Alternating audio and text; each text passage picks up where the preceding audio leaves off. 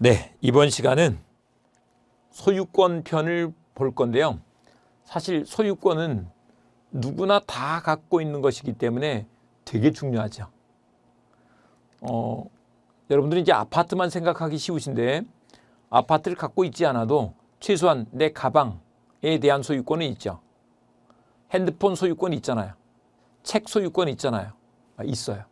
그렇기 때문에 소유권은 누구나 다 갖고 있는 것이다. 그래서 중요하죠. 소유권 편에서 봐보자고요. 앞서서 우리 말씀드린 것처럼 갑이라는 소유자가 물건에 대해서 소유권을 가져. 그러니까 이 소유권은 물권인 거죠. 물권 중에서 가장 완전한 물권인데 왜 그러냐 그러면 이 물건을 내 핸드폰을 사용할 수 있죠. 아니면 그러면 집으로 바꿔서 보자고요. 내 집을 사용할 수 있죠. 그걸 만약에 세를 줬어요. 수익할 수도 있죠. 그러다가 팔아요. 처분할 수도 있죠. 돈으로 바꿀 수도 있네. 네, 되겠습니다. 그리고 다시 물건 그러면 항상 부동산과 동산이 있다. 근데 이제 우리는 그냥 우리 공인중개사민법에서는 물건 그러면 부동산 이렇게 생각해 두시면 되는데 부동산 이렇게 생각해 두시면 되는데 그냥 어쨌거나 처음 공부하실 때는 부동산과 동산 다 생각을 해본다. 그래서 소유권은 사용수익 처분할 수 있기 때문에 사용수익하는 것은 사용가치를 지배한다라고 하고 처분해서 돈으로 바꾸잖아요. 교환가치를 지배해. 그래서 전면적 지배를 하죠. 그런데 이제 그걸 제한적으로만 사용 수익할 수 있는 물건으로서 용익 물건을 설정해 주는 거죠. 그 용익 물건으로서 지상권, 지역권, 전세권이 있다라고 한다. 지상권, 지역권, 전세권. 그다음에 교환 가치를 지배해서 담보하는 거, 채권을 담보하는 거죠. 담보 물권 이렇게 있는 것이다. 처분할 수 있는 물건이 있는 거죠. 그래서 그 안에 유치권, 그다음에 질권, 저당권 요게 있다라고 한다. 유치권, 질권, 저당권이 있어. 요건 이제 우리가 앞으로 공부할 거니까 좀 두고요. 네. 그런데 민법에 보면 아주 낯선 제도가 있어요. 상린관계라는 제도가 있는데 요게 뭘까? 요걸 잠깐 한번 봐보겠습니다. 상린관계에서 이 상자가 서로 상자 이웃 린자예요. 우리 민법을 만들던 때가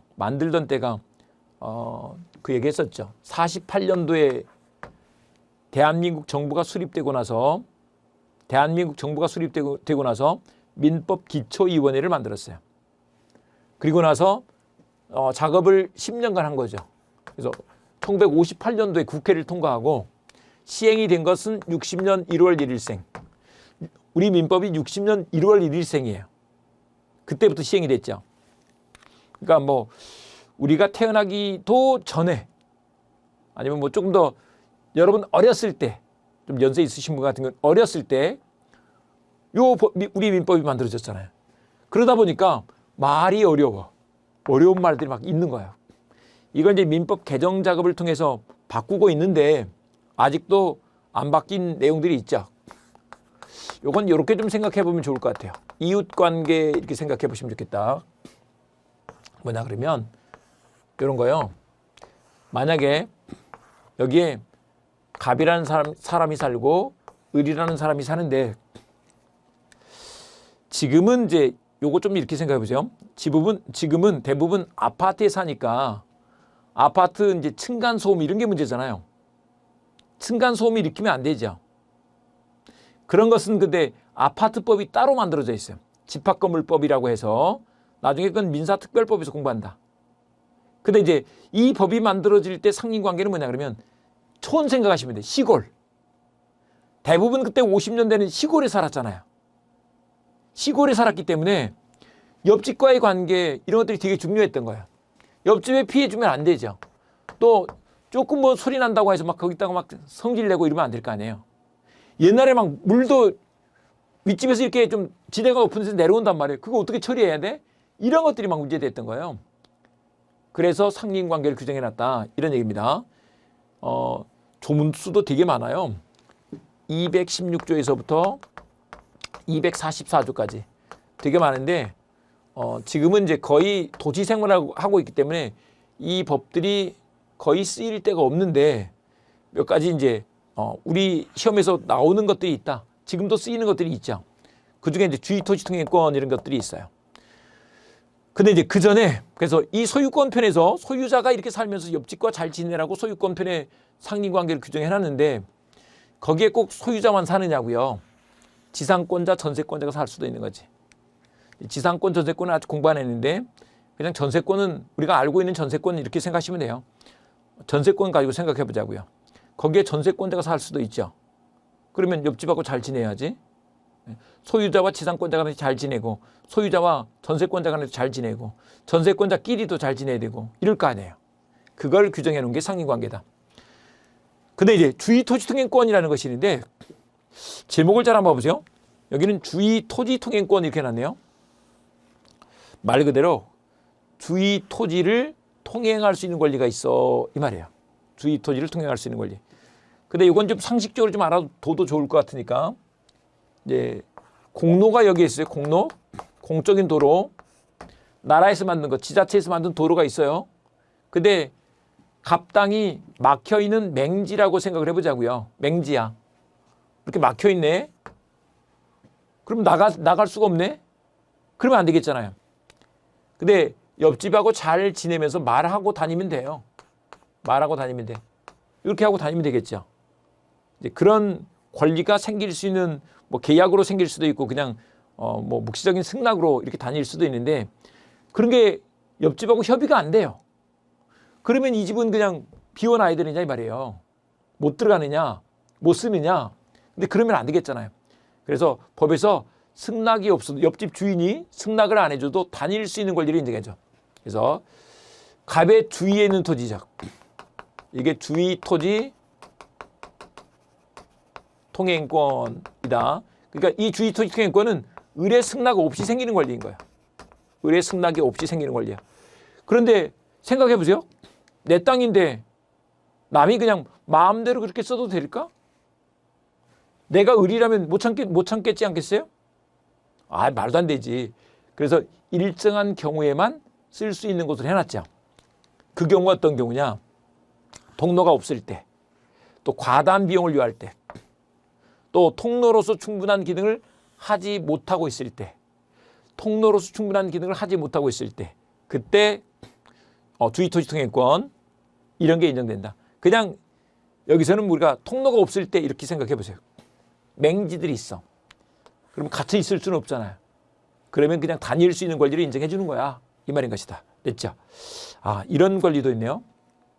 그러니까 만약에 우리가 맹지를 샀다 그랬을 때 여러 가지 어려움은 있습니다만은 전혀 못 쓴다 이런 건 아니죠. 쓸 수 있어.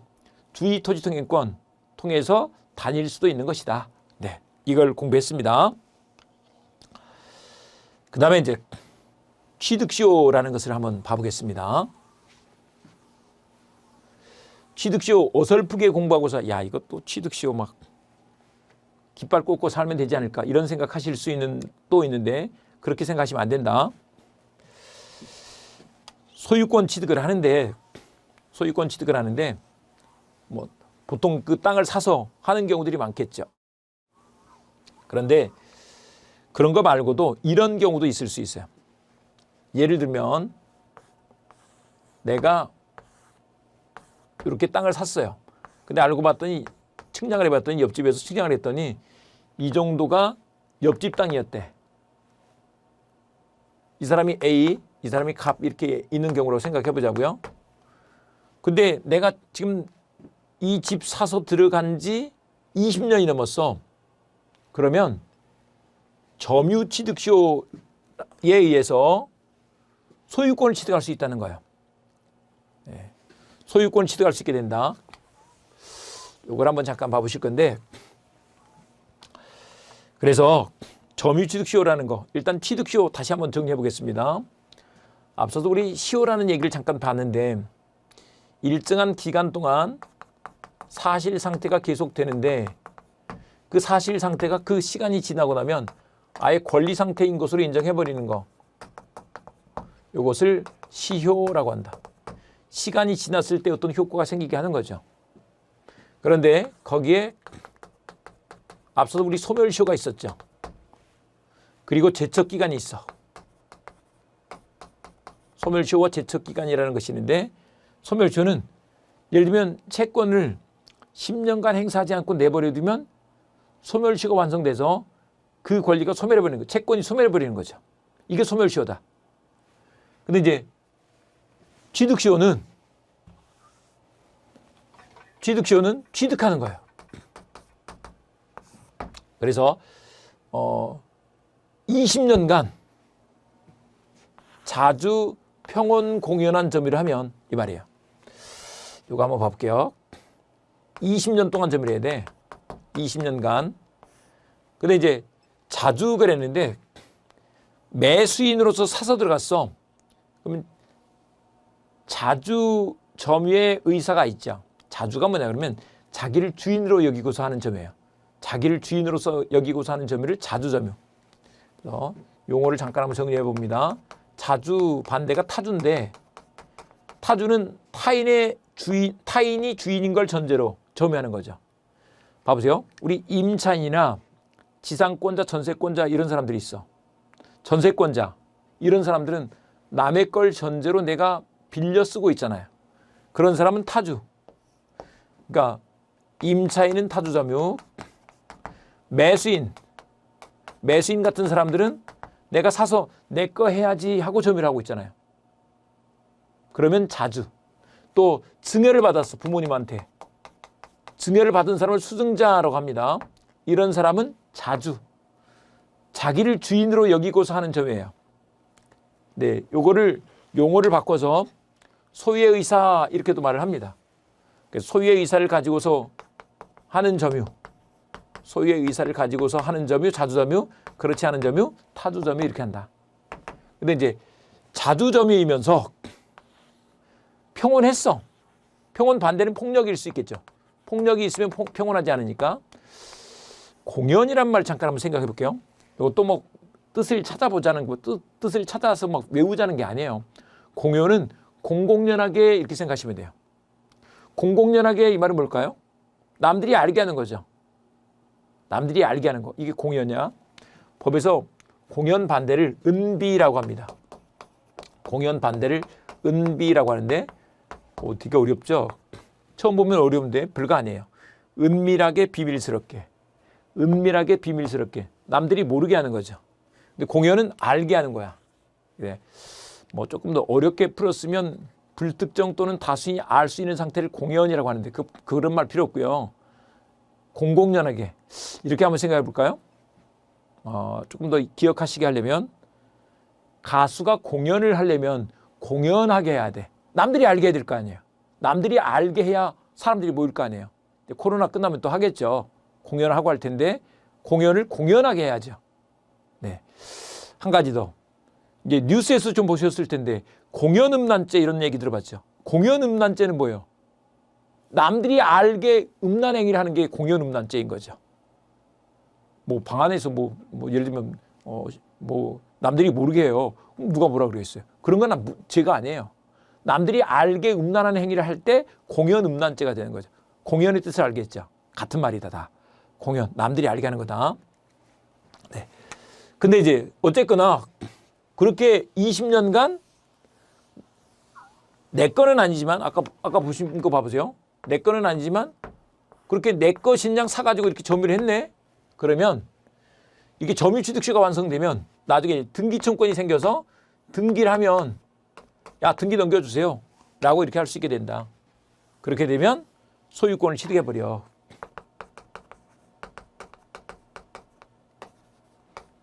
그러니까 남의 땅도 내 거가 될 수가 있는 거죠. 점유취득시효. 이런 게 있었어요. 얼마 전에 뉴스 중에 이런 게 하나 있더라고요. 어느 지역에 굉장히 부잣집이 있었는데 6.25 때 그 사람들이 다 그냥 부잣집 아드님이 고향을 떠나버린 거예요. 아무 관리가 안 돼. 아무 관리가 안 돼. 그런데 한 50년, 60년 지난 뒤에, 그러니까 6.25 때 떠났으니까 뭐 50년, 60년이 지난 거죠. 50년, 60년 그 후에 그 아드님의 이제 자손들이 나타나서 내 땅 내놔. 이렇게 주장을 한 거죠. 근데 내 땅 내놔 그랬는데 그게 여러 번 거래돼서 이어졌어요. 그러면 그 사서 들어간 사람은 뭐예요? 어쨌거나 나중에 이제 뭐 여러 가지 뭐 문제가 있었죠. 사서 들어간 사람은 사서 들어갔으니까 뭐예요? 자주점유했죠. 평온하게 살았어. 남들이 알게 살았어. 그러면 뭘 주장할 수 있느냐? 점유취득세를 주장할 수 있다는 거죠. 이런 경우에는 그 사람이 소유권 취득하는 거야. 그 자손들이 소유권 돌려줘 이렇게 못하는 거죠. 그래서 등기함으로써 소유권을 취득할 수 있게 된다. 아니 등기가 돼 있었어. 그게 미리 등기가 돼 있었어. 그러면 10년간만 이렇게 지냈어도 소유권을 취득한다 이렇게 말한다. 근데 요 얘기도 다시 한번 정리해 볼게요. 선의무과실이라는 게 있는데 우리가 이제 앞서서 그 용어 정리 한번 했습니다. 선의는 어떤 사실을 모르는 거예요. 근데 법에서 어떤 사실을 아는 것을 뭐라고 한다? 악이라고 한다. 근데 이제 점유에서는 어떤 사실을 말하는 것이냐? 자기한테 본권이 없다는 거예요. 본권이 없다는 사실을 모르고 점유하면 선의, 알고 점유하면 악이 이렇게 된다는 거죠. 근데 이제 모르는데 과실이 없으면 무과실. 그다음에 과실이 있으면 과실 이렇게 되는 거죠. 선의 무과실 이렇게 되는 거죠. 그런 경우 만약에 등기돼 있었는데 자기한테 지금 원래는 내가 샀어도 자손 떠나고 다른 사람한테 샀어도 자주점유를 맞지만 원래 주인 아닌 사람한테 사면 내가 본권은 없죠. 주인한테 사야 나한테 권리가 생겨요. 주인도 아닌 사람한테 사서 권리가 생기면 안 되잖아요. 본권이 없어. 하지만 그걸 모르고 했어. 그리고 과실도 없었어. 그러면 그때는 10년만 지나도 소유권을 취득할 수 있게 된다. 그 후손들이 쫓아와도 뺏기지 않는 거죠. 네, 이런 문제가 생긴다. 근데 이제 등기가 돼 있으면 바로 그냥 곧바로 소유권 취득하는 것으로 이렇게 한다. 근데 점유취득세는 뭐냐면 이런 케이스에서 문제가 되는데 어쨌거나 이거 자체는 법률 행위가 아니에요. 법률 규정에 의해서 소유권을 취득하는 거야. 근데 법률 규정에 의한 소유권 취득인데 법률 규정에 의한 소유권 취득이지만 등기가 필요한 경우예요. 앞서서 얘기했죠. 법률 행위는 등기가 필요해. 뭐 계약 같은 거, 매매계약, 증여계약 이런 경우는 등기가 필요한데 법률 규정에 의한 것, 뭐 대표적인 게 상속 얘기했습니다. 또 판결이 났다든지 경매가 됐다든지 경매 같은 경우도 경매 대금을 다 내면 이제 나중에 여러분들도 경매하실 거니까 경매 대금을 다 내면 그 순간 아직 등기부 정리 안 됐어도 소유권이 넘어가 버려요. 내가 경락이네요. 낙찰을 받은 사람이야. 그러면 낙찰 받았다고 내 거가 되는 건 아니고 그 매수 대금, 경락 대금을 다 완납하면 그 순간 내 소유가 돼버렸다. 등기는 나중에 정리하는 거죠.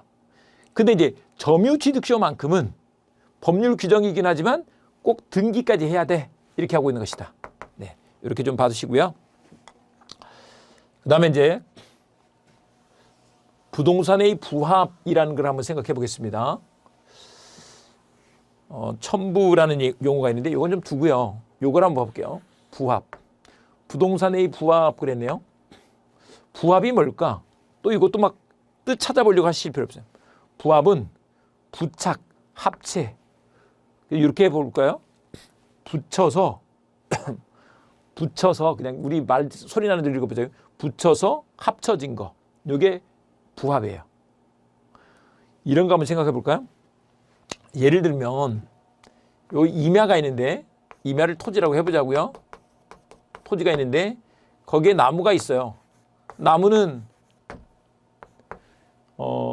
누가 심었든지 간에 그냥 땅에다 심으면 그 나무는 어떻게 될까요? 토지에 붙어버린 거죠. 붙여서 합쳐졌어. 부합 이렇게 말할 수 있다. 부합됐다. 근데 이제 문제는 그걸 누구 거로 할 것이냐에 문제가 있어요. 누구 거로 할 것이냐. 네, 원칙적으로 부동산 소유자의 소유가 된다 이렇게 말한다. 부동산 소유자의 소유가 돼버려. 이런 케이스가 있었대요. 여러분들도 주의하시기 바랍니다. 또 뭐 나한테 그런 일이 일어날 수도 있죠. 그 임야 주인이 좀 그 동네 사람이 아닌 거죠. 그래서 임야를 비워놨더니 그 동네 사람이 거기 있다가 잣나무를 심었어. 잣나무를 심어서 잣농사를 지어보려고. 그래서 잣을 팔아서 돈 되게 하려고 이렇게 했었단 말이죠. 근데 주인한테 말도 않고 그렇게 한 거예요. 그러면 어떻게 되느냐? 그냥 부동산 소유자의 소유가 돼버린다 이 말이에요. 그 임야 소유자의 소유다 이 말이에요. 됐죠? 임야 소유자의 소유가 돼버리는 거예요. 그러니까 그 사람 게 아니에요. 심은 사람 게 아니야. 거기서 이제 나무가 좀 커서 잣이 열리기 시작했어요. 잣을 따간 거죠. 잣을 따갔어. 그러면 이건 어떻게 될까? 이런 문제가 있죠. 이건 어떻게 될까? 그건 형법상 남의 물건을 훔쳐간 거죠. 그 잣은 임야 소유자의 소유가 되기 때문에 남의 걸 훔쳐간 거니까 절도다. 이렇게 돼버린다. 근데 심은 사람 소유가 될 때도 있어. 부속시킨 자의 소유. 그런데 예를 들면 이제 땅을 빌려서 지은 거죠. 심은 거죠. 뭐 지상권이나 임차권 같은 거. 임대차 계약을 맺어서 했어. 그러면 심은 사람 소유가 된다. 이렇게 말한다. 독립성이 있는 걸 전제로 그렇다. 이렇게 말한다. 네. 그래서 수목 같은 경우 이런 경우가 있다. 수목을 다른 사람이 심었다고 보자고요. 을이 심었어. 그랬어도 이건 갑소유다. 근데 을소유가 되려면 을이 갑한테 얘기하고 권원 그랬는데 여기서 권원은 이런 지상권, 임차권 이런 것을 권원, 점유를 정당화시키는 측면에서 권원이라는 표현을 써요. 권리인데 권리를 권원 이렇게 읽은 거다. 그때는 읊게 되죠. 근데 이제 이거하고 구별해서 잠깐 한번 봅니다. 이건 이제 우리 상식적으로 좀 알아둬야 되니까 갑소유 토지에 이 건물이 지어진 거예요. 근데 나무나 건물이나 다 땅에 붙어 있는 거 아니에요? 그러면 이 건물도 토지의 일부냐 이렇게 볼 수 있을 건데 우리 민법은 토지와 건물은 별개의 부동산으로 본다는 거예요. 이걸 갑이 지었어도 그렇고 다른 사람이 지었어도 마찬가지예요. 토지와 건물은 별개 부동산이다. 이건 우리 민법의 특성이죠. 토지와 건물을 별개 부동산으로 다루고 있다는 거. 만약에 근데 이제 예를 들면 갑이 고향에 땅을 좀 비워놨어. 근데 다른 사람, 그 동네 사람 을이 건물을 지었어. 그랬어도 그 건물은 지은 사람 소유가 돼요. 신축한 사람. 갑 소유가 되는 건 아니에요. 그래서 이제 갑이 을한테 건물 지으세요 이렇게 할 수 있죠. 건물 철거 청구를 할 수가 있어. 건물 철거 청구는 내 땅이 방해받지 않고 그냥 나대지 상태로 있을 수 있어야 되는데 나대지로 있는 걸 방해하고 있는 거죠. 그래서 소유자로서 이건 소유물 방해 제거 청구를 하는 거예요. 땅이 좀 자유롭게 있게 해줘. 방해 배제 청구, 방해 제거 청구라고 한다. 네, 이렇게 이런 권리를 인정해 준다 이 말인 것입니다.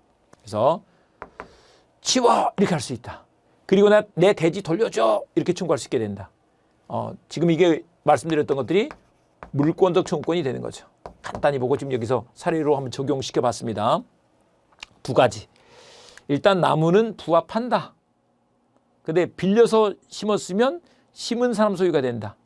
근데 건물은 언제나 지은 사람 소유다. 갑이 지었어도 다른 사람은 을이 지었어도. 근데 이제 빌려서 지었으면 문제가 없지만 을이 빌려서 지었으면 문제가 없지만 그런 계약을 맺지 않고 그냥 무단 건축을 했어. 그러면 주인이 건물 철거 청구를 할 수 있게 된다. 이건 물권적 청구권 행사다. 이런 구조인 거죠. 네, 봐두시고요. 이것도 뭐 외우실 필요 없어요. 그냥 그렇다네. 이 정도 알고 가면 되지. 생기초 때 무슨 뭐 시험 공부하는 거 아니에요. 그냥 상식을 키운다 이렇게 생각하시기 바랍니다. 그다음에 이제 공동소유라는 것을 한번 봐보겠습니다. 공동소유라는 것이 뭐냐 그러면 이런 거요. 여러 사람이 있는데 갑을병 여러 사람이 있는데 여러 사람이 하나의 물건을 같이 소유하는 거예요. 근데 이 같이 소유하는 모습에 세 가지가 있다 그래요. 공유, 합유, 총유라는 것이 있다. 공유, 합유, 총유라는 것이 있다. 근데 공유, 합유, 총유는 어떻게 나눠지느냐? 이 사람들이 어떻게 모였느냐를 가지고 본다. 갑을병이 우리 이제 보통 쓰는 말로는 문중이라고 하죠. 문중. 법에서 종중이라고 부릅니다. 종중이나 또 교회에서 교인들이 같이 건물을 사서 갖고 있을 수 있죠. 그런 종중이나 교회 같은 단체를 뭐라고 하느냐? 법인격 없는 사단, 비법인 사단, 권리 능력 없는 사단 이렇게 부른다. 우리는 그냥 좀 발음 쉬운 걸로 비법인 사단 이렇게 부른다는 거예요. 그런 단체가 그 문중의 선산, 교회 건물을 가질 때는 뭐라고 부른다? 총유한다고 한다. 근데 총유는 재산적 의미는 없어요. 왜냐하면 내가 사업 자금이 부족하다고 문중의 선산이나 교회 건물을 팔아줄 건 아니잖아요. 예. 그리고 또 내가 기여한 게 막 아주 큰 것도 아니야. 어쨌거나 나한테 재산적 의미는 없다. 근데 이제 합의는 뭐냐 그러면 이들이 동업을 하고 있어. 동업하는 것을 민법에서는 조합이라고 부른다. 조합. 우리 뭐 조합이라는 얘기를 많이 들어봤을 텐데 그 조합이 다 지금 여기서 말하는 조합은 아니다. 민법에서 말하는 조합은 동업하는 것을 말한다. 공동사업 이렇게 말하는데 공동사업을 줄이면 동업이 되죠. 동업하는 것을 말한다. 우리가 만약에 공인중개사 자격증을 따서 같이 동업을 한다고 생각해 보자고요. 사무실만 단순히 같이 쓰는 게 아니고 동업을 한다고 생각해 보자고요. 그러면 그 여러 가지 무슨 뭐 사무실 집기 이런 것들을 살 거 아니에요. 합의한다 이렇게 말한다. 근데 이거는 내가 투자한 게 있으니까 재산적 의미가 있죠. 그래서 지분이라는 개념이 있어요. 지분. 내 지분이 얼마다. 뭐 여러분들 지분이란 말 쓰잖아요. 지분이 얼마다. 몇 %다. 이런 게 있죠. 근데 이제 그런 게 아닌 게 뭐냐면 그런 관계 아닌 것들이 공유예요. 뭐 기획부동산을 통해서 땅을 분양했다든지 이런 경우들이 있죠. 사실 옆 사람이 누군지도 모르는 경우도 있어. 또는 또 부모님이 돌아가시면 같이 공동상속을 해요. 그러면 형제들끼리 형제자매가 공유를 한다 그래요. 나누기 전까지는 공유 관계가 돼. 그래서 이제 상속분에 따라 지분이 있죠. 근데 이제 우리 시험에서는 공유 요게 중요하죠. 이런 게 많으니까. 그래서 그 얘기를 다시 이렇게 좀 풀어서 봐보면 여기서 인적 결합 관계가 없는 공동소유 형태를 공유라고 하고 합유는 조합, 동업하는 관계다. 총유는 권리 능력 없는 사단, 종중교회 같은 단체가 소유할 때를 말한다. 이렇게 말한다. 네, 이렇게 봐두시고요. 그 다음에 이제 공유 가셔도 봐보시면 공유에서는 이제 이런 문제가 있어. 어떤 문제가 있느냐? 봐보세요. 여러분, 나 혼자 단독 소유를 하게 되면 내 가방 내가 알아서 쓰고 사용, 수익할 수 있죠. 내 집 내가 알아서 쓰고 뭐 세를 줄 수도 있죠. 그리고 팔아버릴 수도 있잖아요. 사용, 수익 처분할 수 있게 되는데 이게 공유자 사이의 법률 관계에서는 혼자 단독으로 그렇게 하면 안 되겠네. 그래서 이걸 좀 나눠서 보존행위는 각자 단독으로 해도 괜찮아. 그런데 관리행위는 지분의 과반수로서 결정이 돼야 돼. 여기서 사람 머릿수가 아니고 지분이 있다 그랬죠. 투자한 만큼 지분의 과반수로서 결정돼. 이용 계량 이런 것들이 그래. 처분 변경 같은 경우는 전원 동의가 필요해 이렇게 말한다. 전원 동의가 필요해. 관리행위 예로서 이런 거 봐보시면 좋겠는데 우리 이제 공유하고 있는 건물이 있어요. 그걸 세를 주는 게 임대차 계약인데 그건 관리행위에 속한다. 그럴 때 어떻게 해야 된다? 지분의 과반수 결의로. 예를 들면 우리 3남매가 부모님 집을 공동상속했다고 보자고요. 그럼 이제 3분의 1씩 지분을 갖고 있어. 부모님 다 돌아가시고 3분의 1씩 지분을 갖고 있는 거예요. 이렇게 됐을 때 이 세를 줄 때 어떻게 해야 되느냐? 최소한 2명의 동의는 있어야 되는 거죠. 2명이 야 이렇게 막 뜻이 안 맞아. 보통 큰형님 말씀에 따르나요?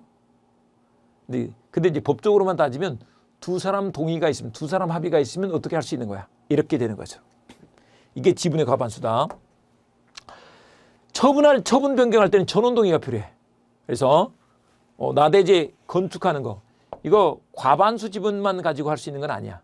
이건 나대지 건축할 때는 만약에 그 땅을 셋이 같이 공동상속을 받았어. 그럴 때 그 위에 건물을 올리려고 하면 전원이 다 동의해야 할 수 있는 거예요. 아니면 우리 일반적인 공유 있죠. 과반수 지분을 갖고 있는 사람이 마음대로 할 수 있는 게 아니에요. 전원 동의가 있어야 돼. 이렇게 된다는 것이다. 이런 식으로 법에다가 규정을 해둔 거죠. 아, 여러 사람이 있으니까 이렇게 하는 게 맞겠네 하는 것들인데 이걸 뭐 외울 필요도 없고요. 아, 그렇게 하는 문제가 생길 수 있구나. 이렇게 좀 받으시면 되겠습니다. 네, 이번 시간에 여기까지 이제 소유권 하시고요. 다음 시간에 용익물권 들어가도록 하겠습니다.